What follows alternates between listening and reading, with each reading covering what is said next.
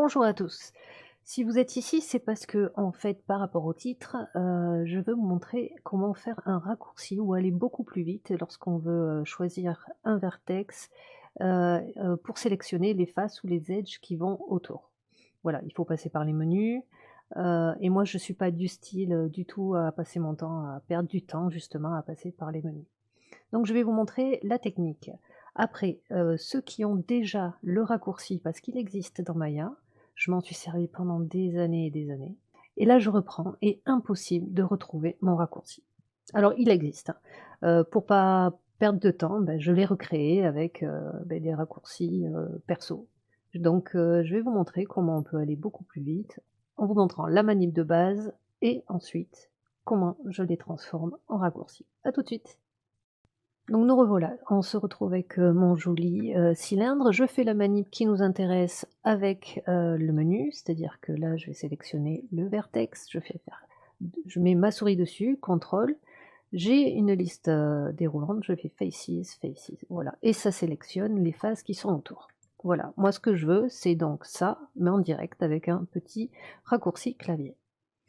Donc, on y va. On va dans Windows là-haut, ensuite dans Settings préférences, Hotkey Editor.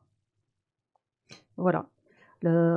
Ça fait pas peur le Hotkey Editor, bon je m'en sers pas beaucoup, je m'en sers juste quand je veux vraiment faire, un raccourci. Ça vous montre tout en bleu tout ce qui est utilisé par le programme lui-même, vous pouvez les changer. Quand vous mettez le curseur sur, une lettre, enfin une touche, voilà, ça vous montre exactement avec, tous les shift control, ce que cette lettre peut vous faire. Donc pour apprendre, c'est pas mal. Voilà, moi ce qui m'intéresse, c'est de trouver, l'espace libre, pour pouvoir mettre un raccourci. Donc si j'appuie moi sur mon clavier sur contrôle, vous le voyez pas mais on voit que c'est en noir ici, voilà, j'ai tout ça de libre. Contrôle shift, j'ai tout ça de libre. Voilà, donc j'ai de quoi choisir. Ici, donc pour trouver, notre manip, vous allez taper convert.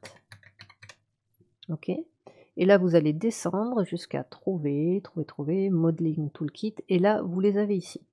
Voilà. Alors moi je vais commencer par Two Face parce que, je vais utiliser, contrôle shift, j'ai vu que ces 3 étaient libres, et vu que je travaille beaucoup avec le bas du clavier, je vais utiliser le V en premier. Donc je vais faire contrôle shift et sur mon clavier V. Voilà, vous voyez que c'est inscrit ici, et là il a été là. Si je fais contrôle shift, vous voyez que là il est pris. D'accord?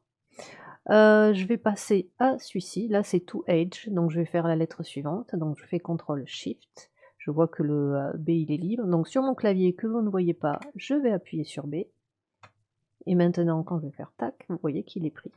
Et là, c'est resté ici enregistré. Et le troisième que je n'utilise quasiment jamais, mais je vais quand même le mettre, donc je fais contrôle shift, là je vois que le N est libre, donc sur mon clavier vous ne le voyez pas, j'appuie sur N, et on voit ici, le raccourci. OK? Maintenant, vous sauvez. Vous pouvez sauver close, ça aurait été beaucoup mieux. Donc vous vous retrouvez ici. Maintenant, qu'est-ce que je vais faire? Je vais faire mon vertex. OK.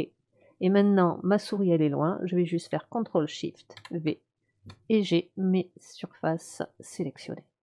Donc maintenant, on va le faire avec, le B, parce que moi je l'ai mis en B, donc j'ai bien effectivement, mes edges de sélectionner.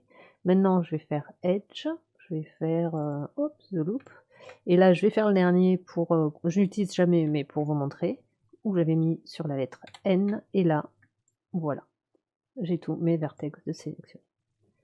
Donc voilà, j'espère que cette vidéo, vous aura été utile, et je vous dis peut-être à bientôt. Ciao, ciao!